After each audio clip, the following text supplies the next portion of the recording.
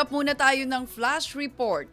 Precautionary hold departure order laban kay Senator Rodante Marcoleta at 3 iba pa, aprobado na ng Sandigan Bayan. Umaabante sa balita si Abante reporter John Riz Calata. Flash report. Aprobado na ng Sandigan Bayan 7th Division ang Precautionary Hold Departure Order o PHDO laban kina Senador Rodante Marcoleta, dating Quezon City Representative Michael Defensor at businessmen na sina Aristotel Viray at Joseph Espiritu. Matatandaang inihirit ng Ombudsman ang PHDO laban sa mga nasabing individual. Kaugnay ng inirekomenda nitong kasong plunder at indirect bribery laban sa mga ito.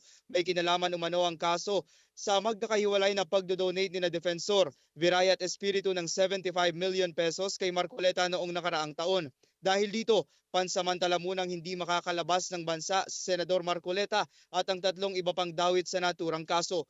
Una nang sinabi ni Marcoleta na handa siyang harapin ang mga reklamong ibinabato laban sa kanya sa tamang forum ng may mga dokumento at facts. John Riz Calata, Abante.